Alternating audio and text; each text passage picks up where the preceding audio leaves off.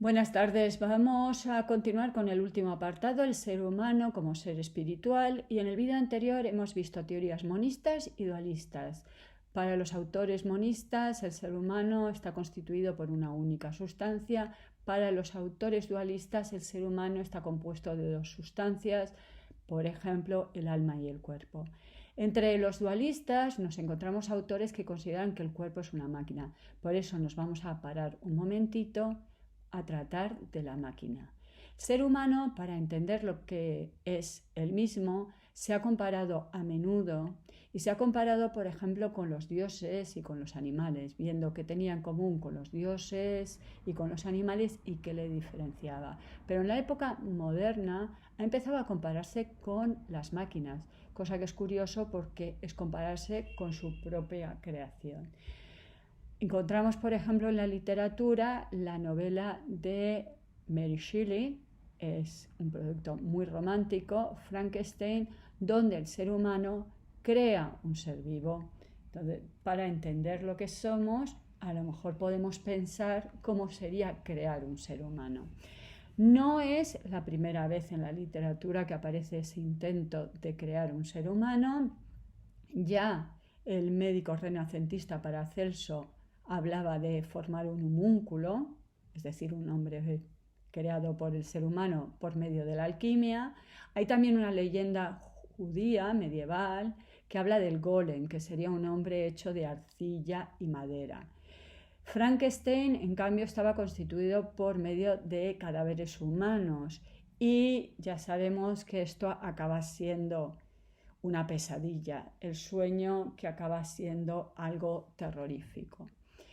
Vamos a tratar de los autómatas. ¿Y por qué vamos a tratar de los autómatas? Porque en el siglo XVII, esta vez lo he dicho bien, autores como Galileo Descartes, Galileo científico, Descartes filósofo, consideran que el mundo es como una máquina. El modelo del mundo va a ser la máquina. Nos acordamos, ya lo hemos visto.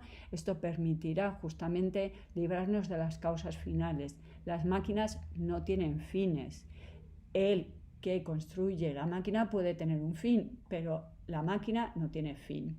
Si yo meto moneditas en una máquina porque quiero una lata de Coca-Cola y la máquina no me da la lata de Coca-Cola, supongo que es que tiene un problema con el mecanismo.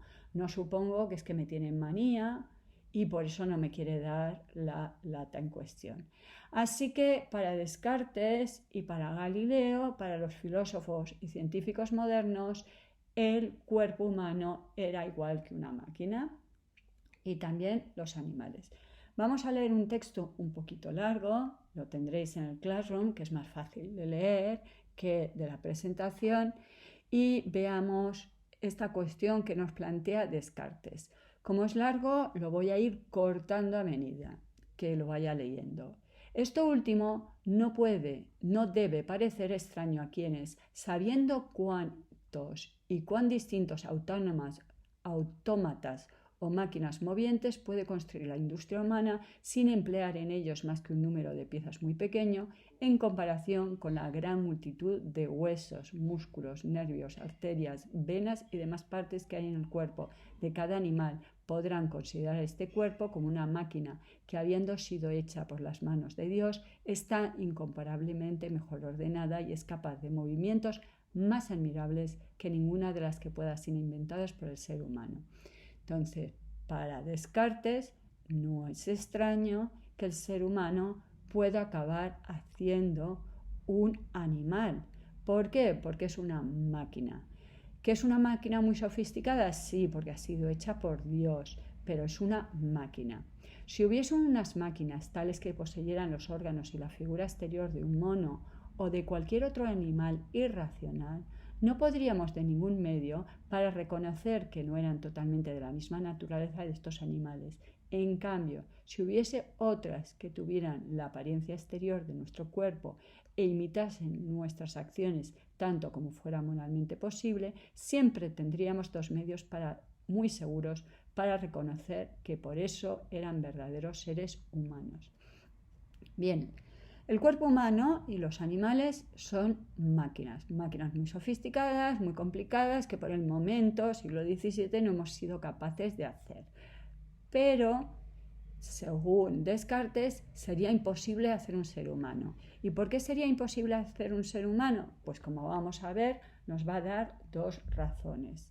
A ver, el alma del ser humano es lo que no se puede construir. El primero de ellos es que nunca podrían usar de la palabra ni de otros signos equivalentes, como hacemos nosotros para declarar a los demás nuestros pensamientos, porque se puede concebir muy bien que una máquina esté construida de tal manera que profiera palabras y hasta que profiera algunas a propósito de las acciones corporales que causen algunas alteraciones en sus órganos. Por ejemplo, que si se le toca en alguna parte, pregunte qué se le quiere decir, si en otra grite que le hacen daño y cosas por el estilo. Pero lo que no es posible es que cambien esas palabras de distintas maneras para responder al sentido de todo lo que se dice en su presencia, como pueden hacerlo los seres humanos más embrutecidos. La primera razón que permitiría distinguir perfectamente una máquina del ser humano, cosa que no pasaría con los animales, porque los animales son máquinas para Descartes, por lo tanto, si yo pudiera hacer una máquina con aspecto de mono, no habría forma de distinguirlo. Pero los humanos sí. ¿Por qué? Porque los humanos tienen lenguaje. Se puede hacer una máquina que diga palabras sueltas, se puede hacer una máquina que si la toco aquí dice, uy, me estás doliendo, me estás haciendo daño, perdón. Pero no se podría hacer una máquina que pudiera tener una conversación. Obviamente este tema sigue siendo hoy en día muy interesante, sobre todo cuando nos encontramos que yo llamo por teléfono y me contesta alguien que yo no sé si es una máquina o no es una máquina. ¿Cuál es la prueba que le tendría que preguntar para descubrir que realmente estoy hablando con una persona y no con una máquina? ¿Cuál es la segunda razón que nos da Descartes? El segundo medio es que aunque las citadas máquinas hiciesen muchas cosas tan bien o quizá mejor que ninguno de nosotros, fallarían indefectiblemente en algunas otras, por las cuales se descubrirá que no obran por conocimiento, sino solamente por disposición de sus órganos. Porque mientras que la razón es un instrumento universal que puede servir en toda clase de eventos, esos órganos tienen necesidad de alguna disposición particular para cada acción particular, de donde se sigue que es moralmente imposible que una máquina las tenga en número suficiente para permitir obrar en todas las ocurrencias de la vida de la misma manera que nuestra razón nos lo permite. Según Descartes, segunda razón, la razón es universal. Las máquinas podrían resolver problemas particulares. Esta distinción entre universal y particular ya lo hemos visto que la ciencia es universal y en cambio la experiencia es particular. Según Descartes, la máquina podría responder a una serie de cosas. Ante el rojo, haz esto, ante el verde, haz lo otro. Sí, pero tiene que ser particular, no puede ser universal. Entonces, enseguida distinguiríamos, ¿de acuerdo? En el siglo XVIII, para que veamos la teoría contraria, en cambio el médico y filósofo francés Lametti publica un libro con un título provocativo, El hombre máquina. Según él, el ser humano es simplemente una máquina. Él había observado que las enfermedades del cuerpo afectan al alma, por lo tanto él considera que podemos considerar que solo somos cuerpo. Este es el texto que pertenece a El hombre máquina. Puesto que todas las facultades del alma dependen a tal punto de la propia organización del cerebro y de todo el cuerpo, estas visiblemente son esta organización misma. De aquí una máquina bien ilustrado. Somos una máquina muy sofisticada, muy complicada, pero somos una simple máquina. Está diciendo que las cuestiones corporales afectan al alma y al alma no hay, por lo tanto, esa separación entre alma y cuerpo. Unas ruedas, algunos resortes más que en los animales más perfectos, el cerebro proporcionalmente más cercano al corazón. ¿Bastarían pues la organización para explicarlo todo? Sí, por supuesto. Para este autor del siglo XVIII, Lametti, es simplemente por el momento no hemos llegado a descubrir el mecanismo del cerebro, pero lo haremos dentro de nada, ¿no? Ya que el pensamiento se desarrolla visiblemente con los órganos, porque la materia de que están hechos, no sería también susceptible de remordimientos, por cuanto ha adquirido con el tiempo la facultad de sentir. Por lo tanto, es posible que hagamos un ser máquina que pudiera tener sentimientos, remordimientos. El alma es solo un término vago del que no se tiene la menor idea y del que un espíritu oculto únicamente debe servirse para nombrar nuestra parte pensante. Para este autor, que obviamente es materialista, el alma es simplemente una palabra confusa que mejor no utilizar y que como mucho no significa un alma que va a ir al cielo después de la muerte, sino la capacidad que tiene el ser humano de pensar. Establecido el menor principio de movimiento, los cuerpos animados tendrán todo lo necesario para moverse, sentir, pensar, arrepentirse y por último para actuar en lo físico y en lo moral que depende de esta. Entonces, con estos principios que no hemos desarrollado aún, pero que se puede hacer, pues se podría construir un ser humano que pensase, hiciera todas estas funciones que hoy en día en el siglo XVIII se pensaba que era de algo distinto al cuerpo, pero para la Métier pertenece al cuerpo.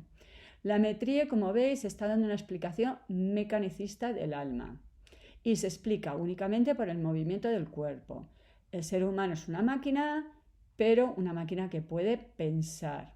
Incluso se podría fabricar, aunque por el momento no sea factible, ¿vale? Es una máquina muy sofisticada que por el momento no lo tenemos pero en unos años, en unos siglos lo lograremos. De hecho, había este autor, Vaucanson, muerto en 1782, que había construido un flautista y un pato. Parecía, o a lo mejor es un engaño, que este pato era capaz de alimentarse y digerir la comida. Seguramente no, pero bueno, son cosas de la época, ¿no? Y la idea era hacer también pues un autómata que pudiera hablar. Como veis, tenemos aquí dos teorías. La Métier considera que una máquina puede hacer lo mismo que un ser humano. Descartes, en cambio, negaba que se pudiera jamás construir una máquina que pudiera asemejar al ser humano. Obviamente, las teorías de la Métier fueron un escándalo para la época. El ser humano tenía que ser algo más que una máquina y, obviamente, las teorías más cercanas a la época eran las de Descartes. Pero con la revolución industrial se empezó a considerar que se podía construir una máquina que se pareciera o se semejara al ser humano.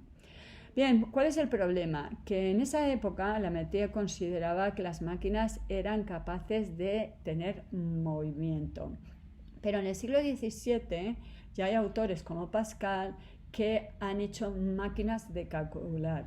Leibniz, que ya hemos hablado bastante de él, y fue capaz de crear un cálculo y lo que pretendía era crear una máquina que pudiera pensar, no moverse, que pudiera pensar.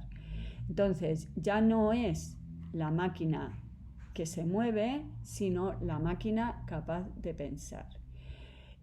Para ello lo que había que hacer era reducir el pensamiento a un conjunto de símbolos, de reglas, y eso lo va a lograr la lógica matemática contemporánea, ¿de acuerdo? En la época de Descartes aún no se había logrado, pero posteriormente se unirá la lógica a las matemáticas y se consigue hacer un sistema de reglas, de símbolos. Y luego elaborar nuevas máquinas. Vamos a hablar de Turing, que fue el capaz de hacer una máquina que manipulaba símbolos. Se le daba unas operaciones y podía hacerlo. Es decir, ya no tenemos máquinas que trabajan, los robots, sino tenemos cerebros electrónicos, es decir, ordenadores. Y esos ordenadores sí que pueden asemejarse más al ser humano. La máquina se va a convertir en el modelo de la mente.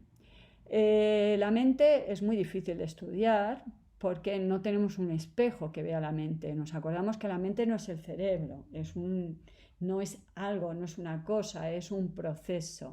La mente que es capaz de contemplarlo todo no se puede contemplar a sí misma. Entonces, una forma de intentar explicar la mente es por medio de un modelo. Y uno de los posibles modelos va a ser justamente el ordenador. Los autores antiguos, autores modernos, antiguos quería decir del pasado, pero Leibniz, cuidado, no es de la antigüedad, utilizaban otras máquinas, por ejemplo el molino. Freud pensaba que nuestra mente era como un sistema hidráulico, electromagnético. Algunos piensan que es como una centralita donde se van uniendo cablecillos, pero hoy en día el modelo que se suele utilizar es el ordenador. Y eso va a dar pie a lo que se llaman las ciencias cognitivistas. Las ciencias cognitivistas son muy amplias y es un poco complicado dar una definición. Podemos decir que son todas las ciencias, tecnologías de la cognición. Pero tratan muchas cosas, porque la cognición puede tratar de la percepción, la imaginación, la memorización, el aprendizaje, el pensamiento, habilidades como el lenguaje, todo eso puede estar dentro de la cognición. Entonces, cognición, sinónimo de conocimiento, es excesivamente amplio. ¿Qué es esto del cognitivismo? Bueno, podríamos decir que el cognitivismo son toda ciencia que considera el ordenador como modelo de la mente, que todos los contenidos de la mente se pueden representar por medio de caracteres simbólicos, y tercero, que se realizan todos los procesos mentales de acuerdo a unas reglas, ¿de acuerdo? Entonces, todas estas ciencias que en principio consideran estas tres normas serían, por lo tanto, cognitivistas. ¿Qué ciencias son cognitivas? Pues tenemos, por ejemplo, algunas ramas de la filosofía de la mente, la filosofía del lenguaje, la teoría del conocimiento, la lógica y la psicología cognitiva. Obviamente la psicología cognitiva se opone a las teorías que vimos, que son el psicoanálisis. La ciencia cognitiva pretende ser una ciencia, es algo observable. Y nos vamos a quedar aquí, en este apartadito de mente y cerebro. Hasta luego.